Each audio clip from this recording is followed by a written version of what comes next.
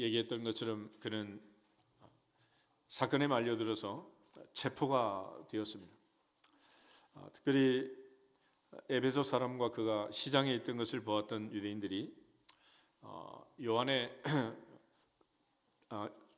예수님의 동생인 야고보의 안내로 결례를 행할 네 사람의 비용을 대고 그가 성전에 들어가서 결례를 마치고 나오는 걸 보고 그들이 오해함으로써 바울이 이제 붙들려 가게 된 것입니다.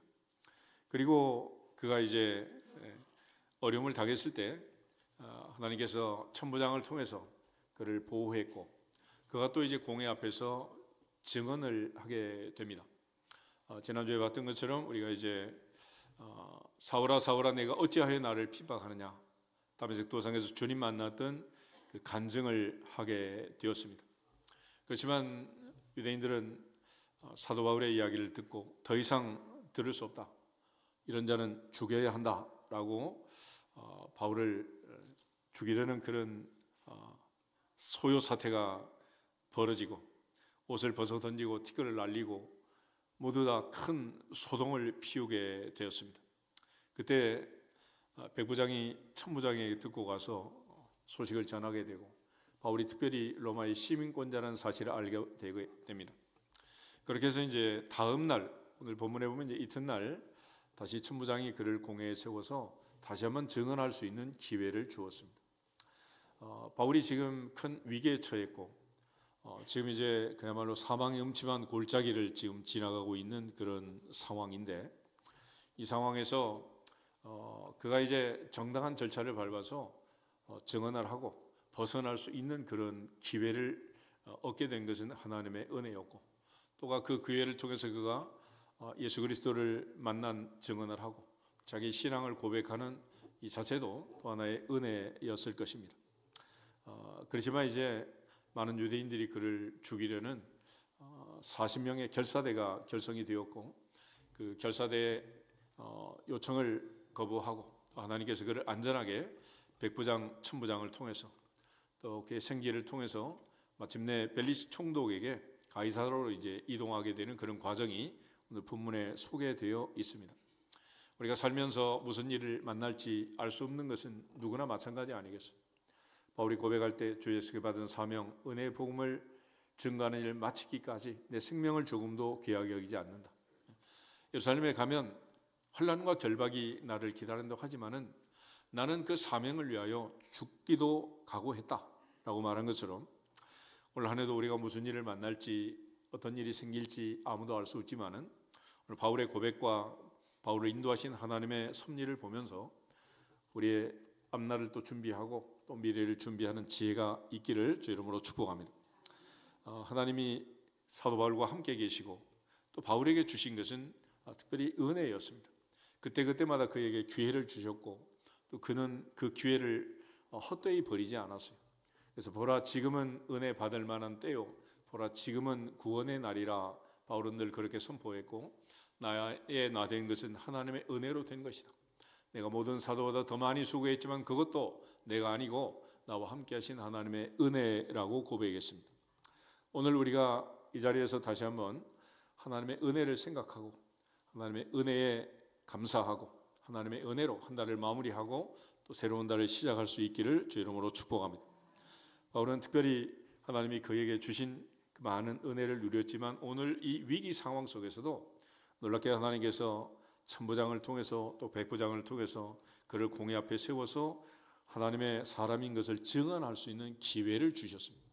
하나님이 우리에게 은혜를 주셨다는 것은 기회를 주신 것입니다. 오늘 우리가 살아있는 것은 하나님의 은혜이고 오늘 하루를 또 우리에게 기회로 주셔서 성수주의를 할 수 있도록 복 주신 것 그것이 은혜인 줄 믿습니다. 이제 1월이 가고 또 2월이 오고 우리가 2026년을 살고 있는데 하나님께서 우리에게 이 시간을 주시고 기회를 주신 것 그것이 은혜인 줄 믿고 하나님의 주신 그 기회를 믿음으로 반응하고 기도로 순종으로 반응해서 하나님께 영광을 돌릴 수 있기를 주 이름으로 축복합니다.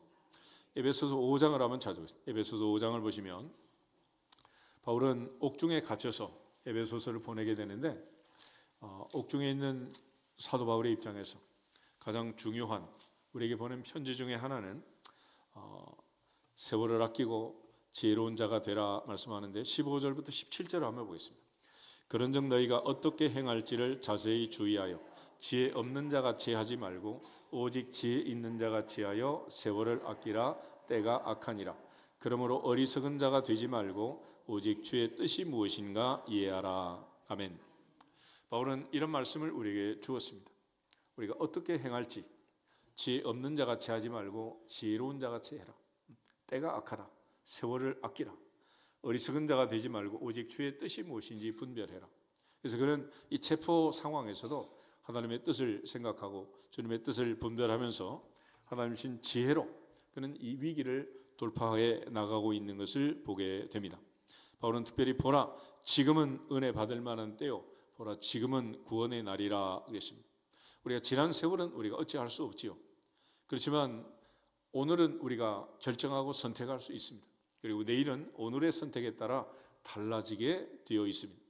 많은 사람들이 인생을 잘못 사는 원인 중에 하나는 지난 세월을 후회하거나 지난 세월의 추억에 붙들려 있거나 과거에 집착해서 사는 것입니다. 그 과거는 우리가 어찌할 수도 없는 것이고 우리가 어떻게 변화시킬 수도 없는 거예요. 그렇지만 미래는 오늘 우리가 어떤 선택을 하느냐에 따라서 얼마든지 달라지게 되어 있습니다. 그러므로 믿음은 현재 진행형이고 오늘부터 시작하면 오늘부터 달라지게 될 줄로 믿습니다. 신명기의 말씀을 같이 한번 보겠습니다. 신명기 11장 26절에서 28절.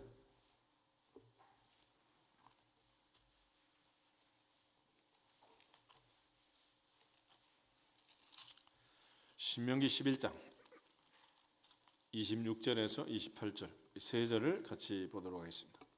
내가 오늘 복과 저주를 너희 앞에 두나니 너희가 만일 내가 오늘 너희에게 명하는 너희의 하나님 여호와의 명령을 들으면 복이 될 것이요 너희가 만일 내가 오늘 너희에게 명령하는 도에서 돌이켜 떠나 너희의 하나님 여호와의 명령을 듣지 아니하고 본래 알지 못하던 다른 신들을 따르면 저주를 받으리라. 아멘. 오늘의 선택에 따라서 복을 받느냐 저주를 받느냐 잘 되느냐 안 되느냐가 결정된다는 거예요. 예수님께서 산상수훈을 마치면서 나의 이 말을 듣고 행하는 사람은 그 집을 반석 위에 지은 지혜로운 사람이다. 그러나 나의 이 말을 듣고도 행하지 아니하는 사람은 그 집을 모래에 의해 지은 어리석은 사람이라고 했습니다. 오늘 이 시간 말씀을 듣고 어떤 선택을 하느냐에 따라서 복이 될 수도 있고 저주가 될 수도 있고 선택은 우리가 하는 것입니다. 왜냐하면 하나님은 절대 주권으로 은혜로 우리에게 기회를 주신 것이고 선택은 우리에게 자유의지를 주셨기 때문에 우리가 스스로 자유의지로 결정하고 결단하고 결심하고 결정하는 거예요. 그건 내가 하는 것입니다. 하나님께서 어떻게 할 수 있는 게 아니에요. 그런 측면에서 주님은 내가 문 밖에 서서 두드리노니 누구든지 내 음성을 듣고 문을 열면 나는 그에게로 들어가 그로 더불어 먹고 그는 나로 더불어 먹으리라 약속하셨지만 문을 여는 것은 내가 하는 것입니다. 내 마음의 문은 락이 내 안에 걸려있기 때문에 문을 열고 닫는 것은 내가 의지로 하는 거예요. 3살짜리에게 빨간 약을 먹이는 것도 지가 입을 안 열면 먹일 수 없는 거 아니겠어요? 평양 감사도 자기가 하고 싶어야 하는 거지 하기 싫은 일을 억지로 시킬 수는 없는 것입니다. 그러므로 하나님께서 인간에게 자유의지란 걸 주신 거예요. 요즘 AI 시대가 되고 로봇 시대가 되었습니다. 로봇은 아무리 첨단 과학으로 우리가 딥러닝을 시키고 학습을 시키고 최첨단 방법으로 GSI를 만들고 해서 한다고 해도 자유의지로 움직이는 게 아니고 인간의 프로그램대로 움직인다. 근데 만약에 이 로봇이 AI 시대가 인간에게 저주가 되려면 로봇이 자유의지로 움직이면 그때는 끝나는 거예요. 청소하는 로봇에게 청소 좀 해라 그랬더니 싫어요. 내 아들처럼 그러면 그때는 세상이 뒤집어지는 거예요. 로봇이 왕이 되고 로봇이 지배하는 세상이 되는 거지. 그렇지만 인간은 시키는 대로 하지 않잖아요. 그래서 인간의 뇌 구조는 하나님의 명령을 받았고 그 명령대로 하면 좋은데 안 하게 돼 있어요. 그러니까 하나님께서는 우리에게 권면하고 부탁하는 거지 명령하는 거지 강요하고 억지로 시킬 수는 없는 거예요. 최종적으로 결심하고 결정하고 움직이는 것은 내 의지로 한다. 그래서 인간에게는 자유의지, free will이란 걸 주셨기 때문에 인간이 의지적으로 결정하는. 이 시간 여러분이 만약에 의지적으로 오지 않았고 누가 강요해서 할 수 없이 끌려왔다, 그러면 이게 심각한 문제가 있는 거죠. 신명기 말씀을 다시 한번 보겠습니다. 30장 하나 보겠습니다. 30장에 보시면 신명기 말씀은 모세가 광야 40년을 마무리하고 그 인생 120년을 정리하면서 우리에게 주신 말씀인데 15절에서 20절 말씀을 가져보겠습니다. 신명기 30장 15절. 보라, 내가 오늘 생명과 복과 사망과 화를 네 앞에 두었나니 곧 내가 오늘 내게 명령하여 내 하나님 여호와를 사랑하고 그 모든 길로 행하며 그의 명령과 규례와 법도를 지키라 하는 것이라. 그러면 내가 생존하며 번성할 것이요 또 내 하나님 여호와께서 내가 가서 차지할 땅에서 내게 복을 주실 것임이니라. 그러나 내가 만일 마음을 돌이켜 듣지 아니하고 유혹을 받아 다른 신들에게 절하고 그를 섬기면 내가 오늘 너희에게 선언하노니 너희가 반드시 망할 것이라. 너희가 요단을 건너가서 차지할 땅에서 너희의 날이 길지 못할 것이니라. 내가 오늘 하늘과 땅을 불러 너희에게 증거를 삼노라. 내가 생명과 사망과 복과 저주를 내 앞에 두었은즉 너와 내 자손이 살기 위하여 생명을 택하고 내 하나님 여호와를 사랑하고 그의 말씀을 청종하며 그를 의지하라. 그는 내 생명이시요 내 장수이시니 여호와께서 내 조상 아브람과 이삭과 야곱에게 주리라고 맹세하신 땅에 내가 거주하리라. 아멘. 특별히 19절을 다시 보시면 내가 오늘 하늘과 땅을 불러 너희에게 증거를 삼는다. 하늘과 땅을 증인으로 세워서 내가 생명과 사망과 복과 저주를 네 앞에 두었다. 그러므로 너는 너와 내 자손이 살기 위하여 뭐를 택해라? 생명을 택해라. 이 말씀은 문제지도 주시고 답안지도 주시는 거예요. 이런 문제를 치면은 몇 점 맞아야 되는 거예요? 그래도 틀려야 되나? 근데 인간은 문제를 주고 답안지를 줘도 틀린다는 거예요. 이게 인간의 뇌 구조가 그렇게 되어 있어요. 우리에게는 아담의 죄성이 들어와 있고 하나님의 말씀을 본질적으로 거절하고 거부하는, 듣지 않는 그런 반항이, 그리고 문제가 생겼을 때 남에게 뒤집어 씌우는 책임을 전가하는 그런 죄성이 있다. 죄성. 그래서 하나님의 말씀이 아무리 복된 말씀을 주어도 복받기가 어려워. 하나님 믿고 섬겨서 복받는 것은 그렇게 복잡할 게 하나도 없습니다. 순종이 제사보다 낫다. 할렐루야. 말씀을 듣고 순종하면 들어와도 나가도 복을 받느니라. 광주리도 떡반죽 그릇도 복을 받느니라. 자녀도 우양의 새끼도 다 복을 받느니라. 하나님이 하늘의 보물 창고를 여서 복을 주시겠다는 거예요. 말씀을 듣고 지켜 행하면, 순종하면. 할렐루야. 근데 태초부터 그 순종이 잘 안 되는 거예요. 하나님 앞에 주신 그 명령을 따라서 아담과 하가 살았으면 얼마나 좋았겠어요. 그런데 인간은 뱀의 유혹에 미혹에 빠져서 결국 그 말씀을 듣지 않고 불순종함으로 이 고생하고 어려운 시절을 보내고 있는 것입니다. 그러므로 하나님이 은혜를 주셨고 다시 오늘 우리에게 은혜를 주셨고 오늘 우리 앞에 하나님께서 하늘과 땅을 증거로 삼아서, 증인으로 삼아서 생명과 사망, 복과 저주를 내 앞에 두었다. 선택해라. 살기 위해서 생명을 택하고 복을 택할지어다. 그럼에도 불구하고 인간은 사망을 택하고 저주를 택하는 어리석음이, 그 죄성이 우리를 붙들고 있는 거예요. 그래서 예수님께서 우리에게 기도하라고 부탁하실 때 그 짧은 주기도문 속에 오늘도 우리가 시험에 들게 하지 마시고 Lead us not into temptation, 마귀의 유혹에 빠지지 않게 하시고. 할렐루야. 그러니까 인간은 그 욕심과 유혹 때문에 결국은 망하게 된다.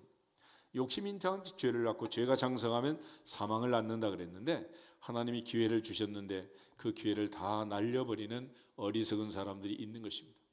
이제 벌써 2026년 1월이 지나가고 있습니다. 한 달의 기회가 지금 사라지고 있는 거예요. 그렇지만 오늘 마지막 주일 우리가 하나님의 은혜의 말씀을 듣고 순종하면 1월은 복된 달이 될 줄 믿습니다. 2월은 더 복이 될 줄로 믿습니다. 그러므로 오늘 어떻게 선택하느냐, 이게 너무도 중요한 거예요. 고린도서 6장을 한번 찾아보겠습니다. 고린도서 6장 1절 2절.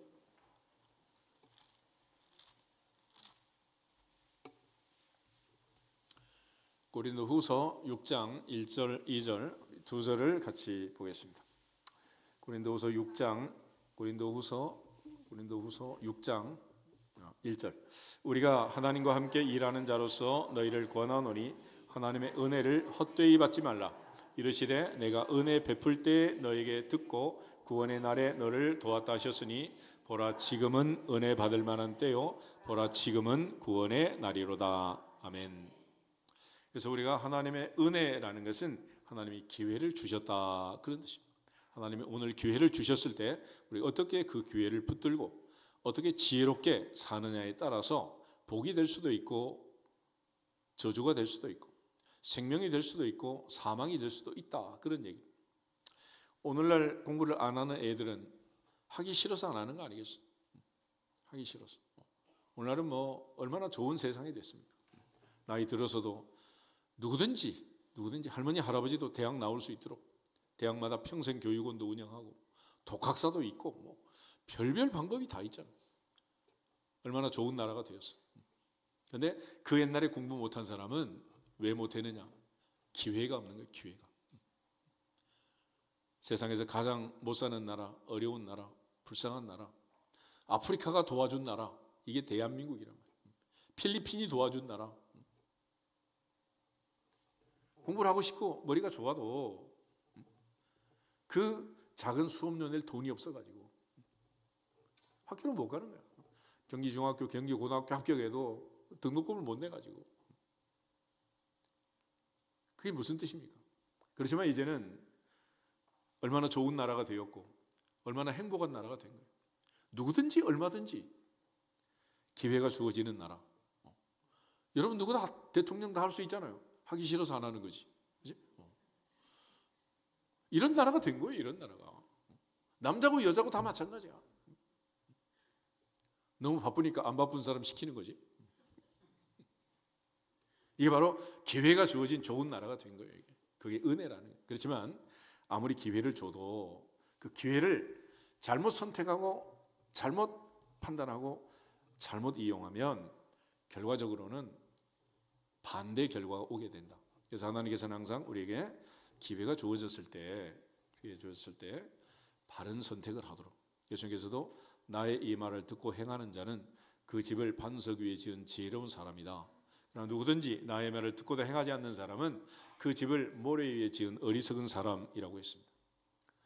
특별히 우리 학생들, 청년들 아직 기회가 많고 아직 살 날이 많이 있기 때문에 아직 하나님이 은혜를 더 많이 주신 거예요. 그러므로 그 많은 기회를 붙들고 믿음으로 순종하면 범사에 하나님의 은혜 안에서 머리가 되고 꼬리가 되지 않고 어디로 가든지 하나님 앞에 사람 앞에 인정받는 복된 삶을 살아가게 될 줄로 믿습니다. 특별히 하나님 주신 은혜 안에서 바른 선택을 하고 이 기회를 놓치지 않도록. 그래서 오늘 본문을 보면 사도 바울은 두 번째 이제 기회를 얻게 되었습니다. 공회 앞에 증언할 수 있는 두 번째 기회. 근데 두 번째 기회를 얻었을 때 그는 다시 한번 또 자기 신앙을 고백하게 되는 거예요. 23장 1절을 보시면은 여러분 형제들아 오늘까지 나는 범사의 양심을 따라 하나님을 섬겼노라 이렇게 고백합니다. 그는 무엇보다도 하나님 앞에서 하나님을 섬기는 사람인 것을 고백했습니다. 얼마나 많은 사람들이 내가 그리스도인인 것을 바르게 증언하지 못하고 담대하게 증언하지 못하고 오히려 부끄부끄하는 사람들이 많단 말이에요. 이게 문제가 있는 거죠. 심지어 식당에서 그 맛있는 밥을 먹으면서도 하나님 앞에 기도해야 되는데 윙크만 하는 거야. 안 할 수는 없고. 특별히 가톨릭 신자들도 성호를 그어야 되는데 식탁 밑에서 꼼지락꼼지락 한다 그러잖아. 성호 긋는다고. 그렇게 자신이 없는데 예수 믿고 하나님 섬기고 복 받는 게 그렇게 자신이 없으면 어떻게 되겠어요? 하나님의 보좌 앞에서 지혜로운 사람, 믿음 있는 사람, 그 믿음으로 하나님을 기쁘게 하는 자들이 되기를 주 이름으로 축복합니다. 바울은 이 많은 사람 앞에서 생명이 지금 어찌 될지 모르는 이 위급한 상황이지만은 자기 신앙을 고백했습니다. 대제사장 아나니아가 옆에 있는 사람들에게 그 입을 치라 명령할 때 바울이 회칠한 담이여 하나님이 너를 치실 것이다. 내가 나를 율법대로 심판한다고 앉아서 율법을 어기고 나를 치라 하느냐 그랬습니다. 그때 곁에 있는 사람들이 내가 하나님의 대제사장을 욕하느냐 그랬어요. 그때 바울이 이제 반응했는데 5절 보겠습니다. 5절. 바울이 이르되 형제들아 나는 그가 대제사장인 줄 알지 못하였노라. 기록하였으되 너의 백성의 관리를 비방하지 말라 하였느니라 하더라. 아멘. 바울이 이때 답을 할 때 기록되었으되 기록하였으되 기록된 말씀으로 성경 말씀으로 영적 순발력으로 답을 하게 됩니다. 대제사장을 향해서. 이 정도 답이 나오려면 말씀을 어느 정도로 생활화해야 되겠습니까? 우리가 몇 독했다 그게 중요한 게 아니에요.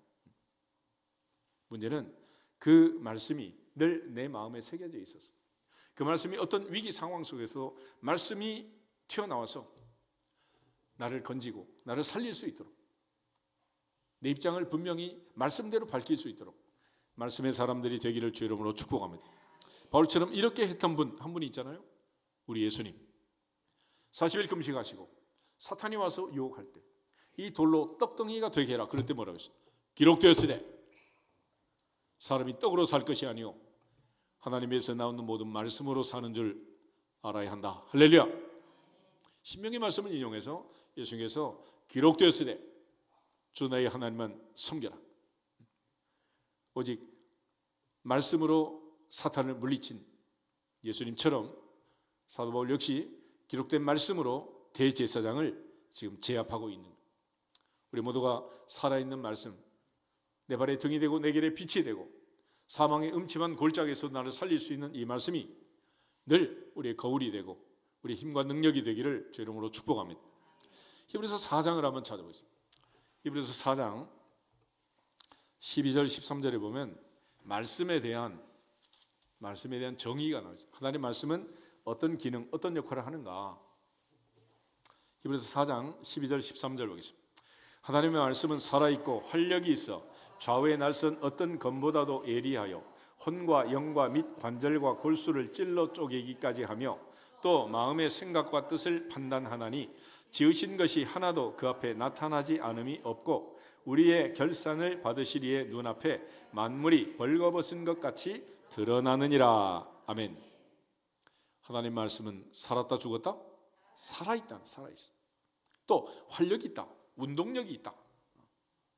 그렇기 때문에 좌우에 날선 어떤 검보다도 예리하다. 그래서 이 검은 성령의 검 곧 하나님의 말씀을 가지라. 하나님의 전신갑주를 얘기하면서 바울이 그렇게 얘기했잖아요.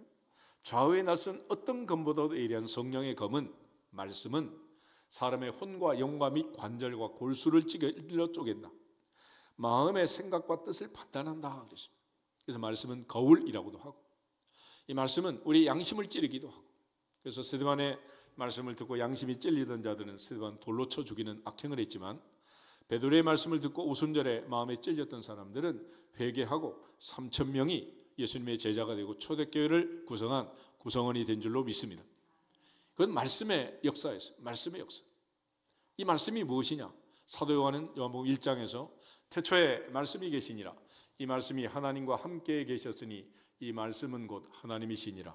말씀은 곧 하나님이시니라. 말씀이 육신이 되어 우리를 찾아오신 분이 바로 예수님이고 태초에 말씀으로 천지를 창조하실 때 성부 하나님과 말씀이신 성자 하나님과 수면 위에 운행하신 성령 하나님이 동시에 삼위가 창조한 이 세상 그 중에 가장 으뜸이 바로 나 바로 너 바로 우리 사람이라는 할렐루야. 그렇게 하나님이 사람을 창조하시고 사람을 만드신 거예요. 그 말씀이 이제는 기록된 말씀으로 우리에게 주어졌고 변치 않는 말씀으로 그 말씀을 듣고 지켜 행하는 자에게 복을 주시기로 약속하신 것입니다. 바울은 살아있는 말씀, 그 말씀을 마음에 새긴 마음에. 그러므로 이제는 하나님의 말씀을 성경책에만 스마트폰에만 집어넣는 게 아니라 마음에 새기기를 주 이름으로 축복합니다. 예레미야 31장을 한번 보겠습니다. 예레미야 31장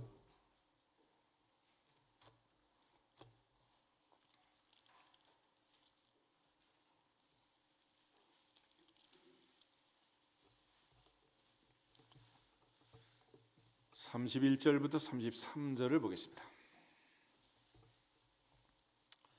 예레미야 31장 31절에 33절 여호와의 말씀이니라 보라 날이 이르리니 내가 이스라엘 집과 유다 집에 새 언약을 맺으리라.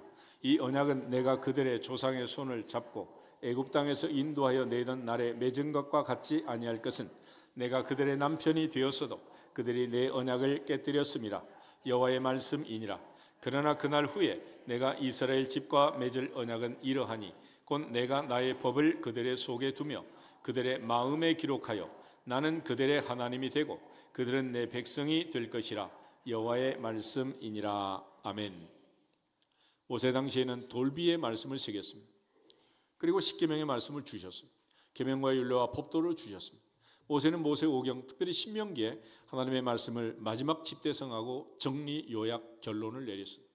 그런데 예레미야는 33절에 그러나 그날 후에 내가 이스라엘 집과 맺을 언약은 이러하다. 내가 나의 법을 그들의 속에 두고 그들의 마음에 기록한다. 할렐루야. 이제는 말씀을 마음에 기록하는, 마음의 말씀이 새겨진 말씀의 사람, 말씀의 자녀들, 말씀의 백성이 되기를 주 이름으로 축복합니다. 이 말씀이 이제 중요한 거예요. 그래서 이 말씀이 우리의 마음에 새겨야 되는데, 하나님께서 말씀을 마음에 새길 때 십계명 대신에 뭐라고 새겼느냐? 나는 그들의 하나님이 되고 그들은 내 백성이 될 것이라. 할렐루야. 이 말씀을 새기겠다는. 이거 하나님의 언약, 구약전서, 신약전서, 약속, 언약의 책인데 하나님의 언약의 가장 중요한 마지막 한 문장을 정리하면 나는 그들의 하나님이 되고 그들은 내 백성이 된다. I will be their God, they will be my people. 그래서 이스라엘 백성들은 하나님이 자기를 선택하신 하나님의 백성, 하나님의 선민이라는 이 선민 사상으로 똘똘 뭉쳐 있는 거예요. 그런데 고린도서 6장에 가면 하나님께서는 내가 이제는 너희를 영접하여 너희에게 아버지가 되고 너희는 내게 자녀가 되리라. 할렐루야.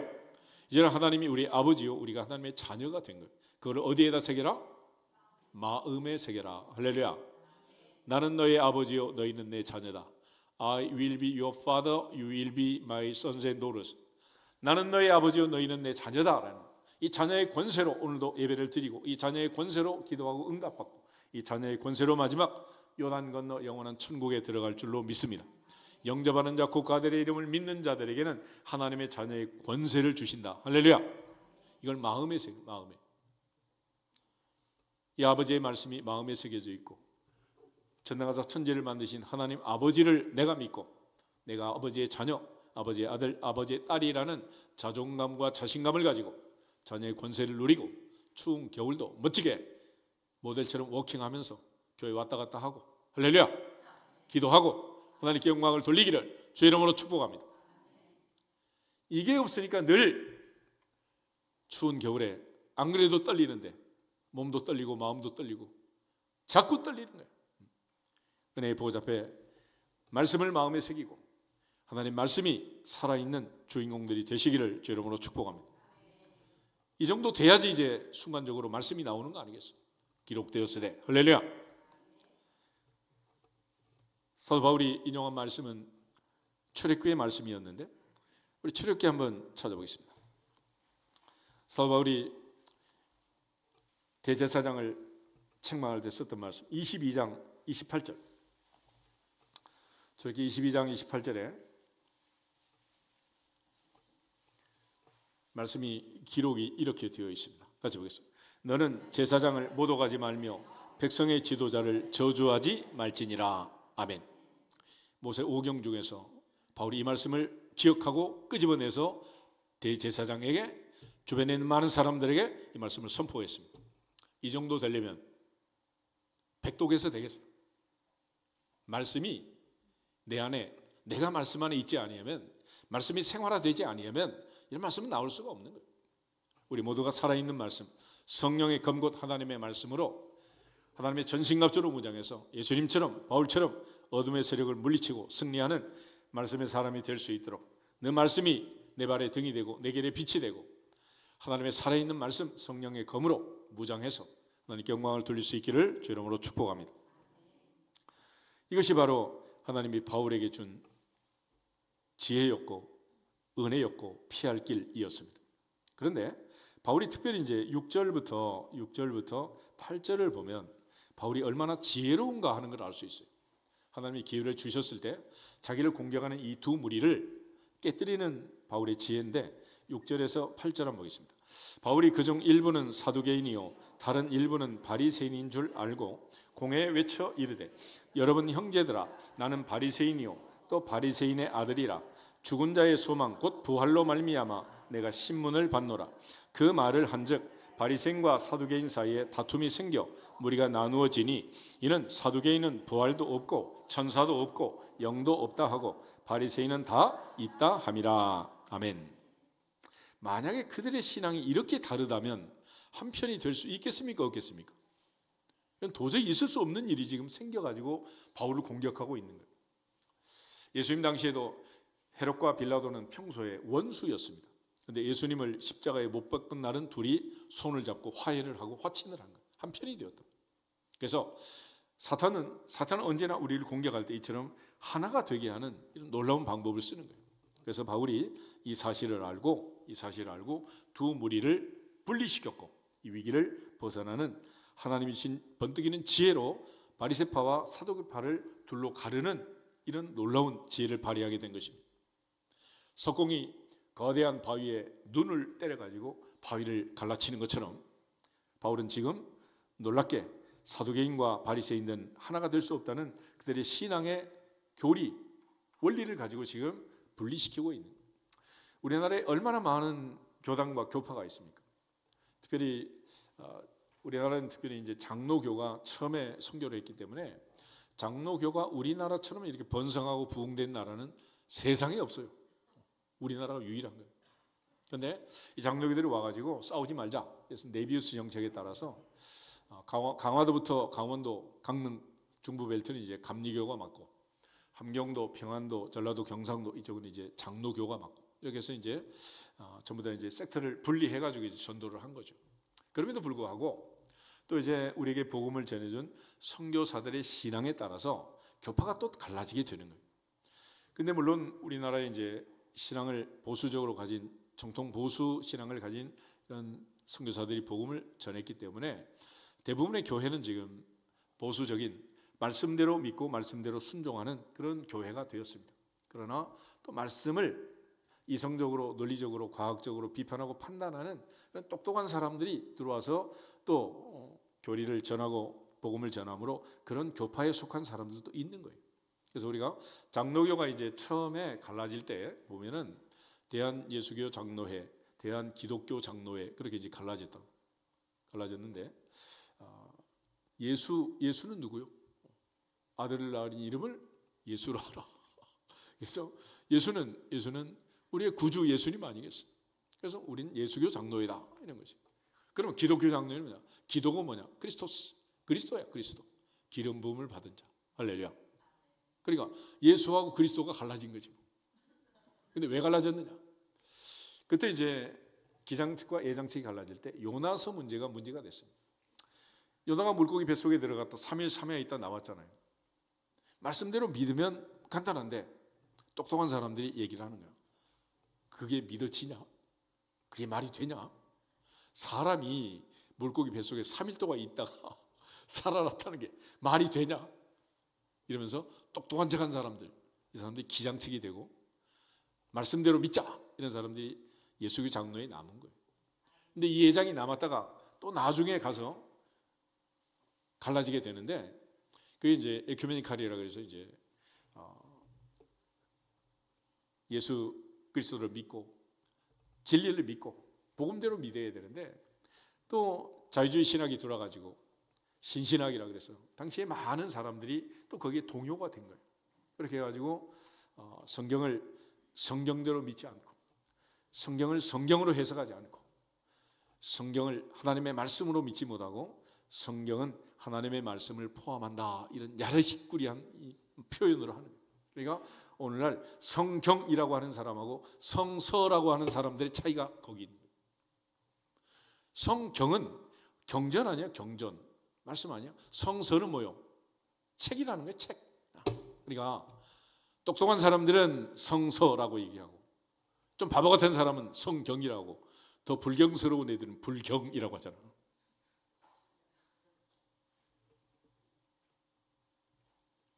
뭐라고 불러야 되겠어? 꼭 성서라고 하면 똑똑해지겠어.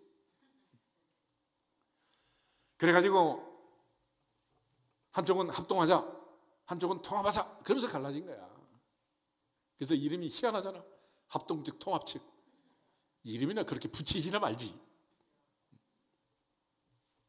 그런데 이 바리새파와 사두개파가 지금 하나가 되어 있는 하나. 그래서 예수님 당시에 이제 사두개파가 마지막 한 주간 예수님을 공격할 때 바리새인들이 패배했다는 소식을 듣고 예수님을 공격할 때 이런 예발을 들잖아요. 한 집에 아들이 7이 있었는데 마지가 장가를 들었다. 그런데 애를 낳지 못하고 세상을 떠났다는 거예요. 그래서 당시 이제 유대인의 결혼 풍습에 의해서 둘째가 형의 후사를 입기 위해서 또 결혼을 했는데 그도 죽고 마지막 막내까지 그렇게 해서 애를 낳지 못하고 다 죽었다는 거예요. 그럼 마지막 부활할 때 7남자가 동시에 등장할 텐데 그러면 그때 이 여자는 진짜 남편이 누구요?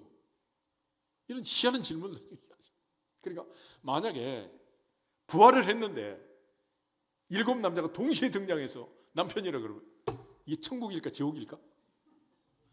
그 여자한테 이런 부활이 있어야 되겠어 없어야 되겠어 이게. 그래서 부활은 없다, 말도 안 된다 이러면서 부활을 부인한 거야. 그때 예수님께서 그들에게 너희가 성경도 모르고 하나님도 모르고 오해했다. 그때는 시집가고 장가가는 게 아니라 하늘의 천사처럼 된다 그랬잖아요. 이처럼 사두개인들은 믿지 않았습니다. 사도행전 12장에 가면 야고보를 칼로 죽이고 헤롯이 베드로를 옥에 가뒀습니다. 그때 베드로가 이제 천사가 인도해서 옥문을 열고 나와서 마가 요한의 어머니 마리아의 집 앞에 왔잖아요. 그리고 문을 두드리니까 로데가 튀어나왔어요. 그리고 놀래가지고 들어가서 베드로 사도가 왔습니다. 그러니까 기도하던 사람들이 너 미쳤다. 너 미쳤냐? 베드로가 지금 옥에 갇혔는데 무슨 베드로가 왔다는 얘기냐? 그래도 왔습니다. 그러면 그의 천사겠지. 천사겠지. 그러니까 당시에 기도하던 많은 사람들은 사두개파다 바리새파다? 바리새파예요. 바리새파. 나는 바리새인이고 바리새인의 아들이다. 그러니까 바울은 정통적인 바리새의 신앙을 가졌고 바리새인의 삶을 산 거예요. 그리고 가말리엘 문화에서 모든 율법을 통달하게 된 거죠. 그런데 이제 이 바울이 그 바리새인의 신앙을 가지고 사두개인이 거기 같이 있는 걸 알고 지혜롭게 말씀을 화두를 던짐으로써 두 파가 싸우게 된 것입니다. 부활도 믿고 천사도 믿고 영도 믿는 바리새인하고 부활도 믿지 않고 천사도 믿지 않고 영도 믿지 않던 사두개인이 서로 다투게 된 거예요. 그때 바리새인 측에 서기관이 일어나서 우리가 이 사람을 보니 악한 것이 없다. 혹 영이나 혹 천사가 그에게 말했으면 어찌하겠느냐. 이러면서 이제 자기들 큰 다툼이 나고 바울이 지금 위기에 처하게 됩니다. 그때 천부장이 다시 바울을 데려다가 안전하게 영내로 들어가게 됩니다. 이것이 바로 이제 오늘 이야기인데 그 이후의 이야기를 보면 12절에 날이 새고 다음 날이 됐습니다. 특별히 40여 명의 결사가 돼가지고 동맹을 맺어가지고 13절에 보면 우리가 바울을 죽이기 전에는 먹지도 않고 마시지도 않고 금식하겠다 이런 놀라운 결사대가 결석이 되고 바울을 다시 다음날 공회에 청해라. 그러면 공회 앞에 나오는 그 현장에서 우리가 바울을 죽이겠다 이런 계책을 꾸미게 된 거예요. 여기에 대해서 이제 바울의 생질이 이 사실을 알아듣고 바울에게 알렸고 바울이 백부장에게 이 아이를 천부장에 데려가라. 천부장이 그 얘기를 하고 천부장이 비밀 유지를 시키고 그리고 벨릭스 총독에게 바울을 안전하게 이제 보내게 된 이야기가 오늘 본문 후반에 기록이 되어 있습니다. 이 내용들을 보면 우리 여기서 이제 바울의 지혜를 또 한번 우리가 배워야 되겠고 언제든지 하나님의 지혜로 순간적인 위기를 또 이렇게 벗어나서 또 하나님의 은혜로 그가 이 모든 과정을 이제 증언하게 되는데 오늘 보면 11절 먼저 한번 읽겠습니다. 11절 그날 밤에 주께서 바울 곁에 서서 이르시되 담대하라 내가 예루살렘에서 나의 일을 증언한 것 같이 로마에서도 증언하여야 하리라 하시니라. 아멘. 바울은 지금 예루살렘에 들어와 있습니다. 지금 40명의 결사대가 그를 죽이려고 지금 동맹을 맺었단 말이에요. 그런데 하나님께서는 그에게 로마에서도 증언해야 할 것이다 라고 말합니다. 그러니까 예루살렘에서는 죽는다 안 죽는다? 안 죽는다. 걱정하지 마라 라고 하나님 말씀하시는 거예요. 그래서 바울은 주님의 지상 명령을 따라서 로마를 보아야 하리라, 사바나를 보아야 하리라. 그래서 바울은 당시에 세상의 중심인 로마, 세상의 땅끝인 스페인을 향해서 그는 주님의 지상 명령을 실천하기 위해서 사명을 감당하기 위해서 그가 이 어려움과 위기를 겪고 있는 거예요. 주 예수께 받은 사명, 곧 은혜의 복음을 증거하는 일을 마치기까지 나는 죽음을 두려워하지 않는다 그랬잖아요. 그러므로 세상을 떠날 때 사람이 언제 떠나느냐? 아프다고 죽는 거 아니고, 수술했다고 죽는 거 아니고, 관절 아프다고 죽는 거 아니에요. 사명을 마치면 간다. 아멘. 그래서 예수님께서 마지막 십자가에서 남기신 가상칠언 7마디 중에 다 이루었다라는 말이 있습니다. 데텔레스다이, 다 이루었다. 그래서 하나님께서 주신 사명을 다 마쳤기 때문에 주님은 십자가에 죽으시고 우리의 구원을 완성하신 줄 믿습니다. 신명기 34장의 모세를 보면 마지막 날 그는 느보산 꼭대기 르비딤산 정상까지 올라가서 가나안 전역을 바라봅니다. 아홉 지파 반이 받지 못한 그 기업의 땅을 바라보고 맨눈으로 망원경을 보듯이 바라보고 시력이 흐리지 않았고 눈이 흐리지 않았고 기력이 쇠하지 않았어요. 그런데 하나님께서 그를 데려가셨습니다. 왜냐하면 모세의 사명은 거기까지였기 때문에. 할렐루야. 그러므로 맡은 자에게 구할 것은 충성이니라. 말로만 천국 가고 싶다 그러지 말고 충성할지어다. 충성하라. 충성. 그것이 우리가 해야 할 가장 중요한 사명입니다. 그래서 바울은 늘 이 사명을 위해서 살았고 하나님은 계속해서 그에게 사인을 주었습니다. 그러므로 그는 이 많은 어려움과 위기를 겪었지만은 죽음의 계책을 또 죽이려는 이 살해 의도들을 그는 계속해서 받고 있었지만 그는 두려워하지 않았고 겁내지 않았고 그는 항상 하나님의 사랑과 은혜 안에서 살아낸 것입니다. 오늘 특별히 40명의 결사된 이처럼 바울을 죽이기로 동맹했지만은 하나님께서는 놀랍게 백부장을 통해서 바울의 생질 조카를 천부장에게 보냅니다. 그리고 마침내 사도 바울을 살려내게 되는데 22절부터 우리 26절을 한번 더 보겠습니다. 22절 이에 천부장이 청년을 보내며 경계하되 이 일을 내게 알렸다고 아무에게도 이르지 말라 하고 백부장 둘을 불러 이르되 밤 제3시에 가이사라까지 갈 보병 200명과 기병 70명과 창병 200명을 준비하라 하고 또 바울을 태워 총독 벨리스에게로 무사히 보내기 위하여 짐승을 준비하라 명하여 또 이 아래와 같이 편지하니 일러스되 글라우디오 루시아는 총독 벨리스 각하에게 문안하나이다. 아멘. 그렇게 해서 총독에게 바울을 보내게 됩니다. 이사야 55장에 가면은 하늘이 땅보다 높음같이 하나님의 생각은 우리의 생각보다 높고 하나님의 뜻은 우리의 뜻보다 높고 하나님의 길은 우리의 길보다 높으니라. 할렐루야. 이처럼 결사대의 생각이 있었지만 하나님께서는 놀랍게 하나님의 방법대로 하나님의 생각대로 바울을 안전하게 로마까지 데리고 가는 거예요. 지금 많은 사람들이 이처럼 바울을 죽이려고 했기 때문에 형식적으로는 죄수가 되어가지고 바울을 로마로 압송하게 됩니다. 그렇지만 반대로 얘기하면 백부장 천부장이 바울을 호위했고 아무도 바울을 해치지 못하도록 안전한 방법으로 바울을 로마까지 데려간 줄로 믿습니다. 이게 하나님의 방법인 거예요. 하나님의 방법. 그러니까 사람의 생각과 하나님의 생각, 하나님의 방법과 사람의 방법은 하늘과 땅 차이다. 천지 차이다. 할렐루야. 믿어지기를 주의 이름으로 축복합니다. 그 바울이 이처럼 하나님의 은혜로 자기의 사명을 감당하고 자기의 길을 갈 수 있는 것, 이것은 바로 하나님의 섭리라는 하나님의 섭리. 그래서 하나님께서 창조한 만물을 보존하시고 하나님이 통치하시는 이 방법을 섭리라고 하는데 섭리. 그래서 한 사람 한 사람 오늘도 하나님의 보좌 앞에 예배드리고 있는 이것은 하나님의 섭리니라. 하나님의 섭리 안에 우리가 있는 거예요. 하나님의 은혜 안에 있는 것입니다. 아멘.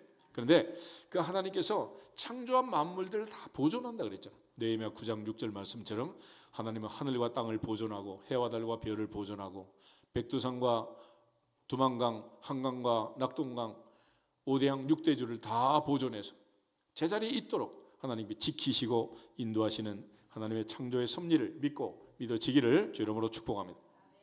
그런데 하나님은 바울을 안전하게 보호하셨고 보존하셨고 그리고 이제 하나님이 통치하고 다스리시는 거예요. 잠언 16장 9절 말씀처럼 사람이 마음으로 자기의 길을 계획할지라도 그 걸음을 인도하신 분은 여호와시니라. 올 한 해도 우리가 무슨 일이 있을지 알 수 없지만은 하나님 인도하시고 바울을 안전하게 로마까지 데려간 것처럼 우리를 영원한 천국까지 인도하실 줄로 믿습니다.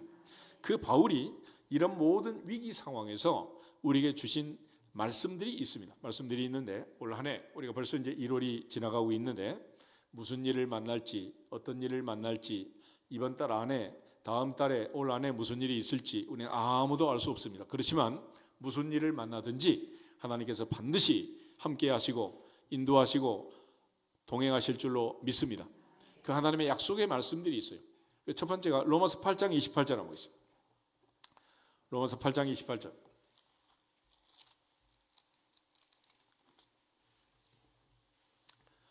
로마서 8장 28절 한 절을 보겠습니다.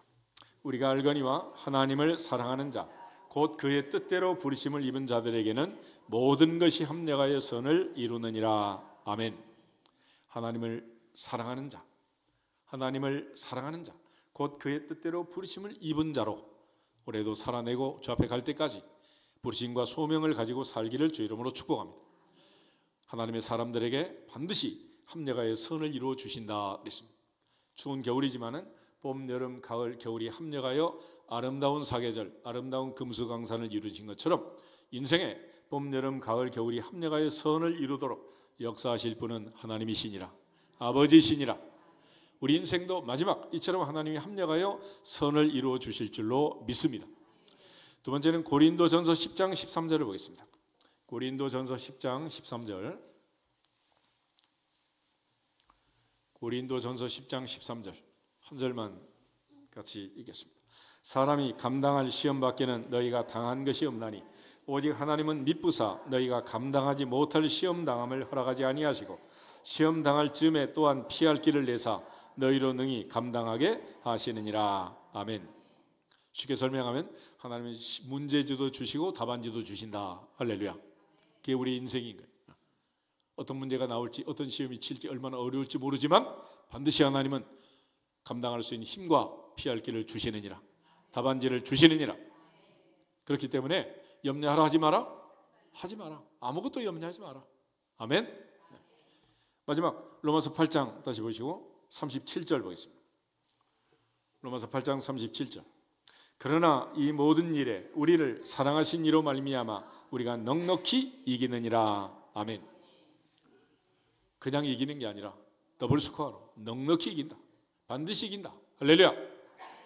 이길지 질지 모르는 애매한 싸움을 싸우는 게 아니고 우리는 승리가 보장된 영적 전쟁에서 넉넉히 이기느니라. 반드시 이기느니라. 이길 수밖에 없느니라. 이겨야 되느니라. 할렐루야. 그것이 우리의 미래라는 미래.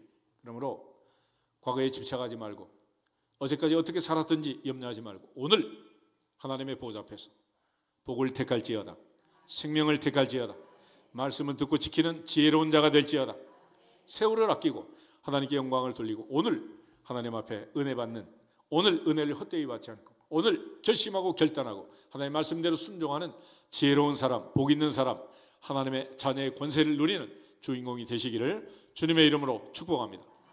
그런 의미에서 옆 사람 앞뒤 사람 다시 인사하고 기도하겠습니다. 복 있는 사람이 됩시다. 복 있는 사람이 됩시다. 할렐루야. 다 같이 주 예수 그리스도의 이름으로 승리할지어다 선포하고 기도하겠습니다.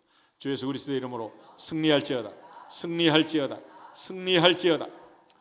아버지 감사합니다. 사랑하심을 감사합니다.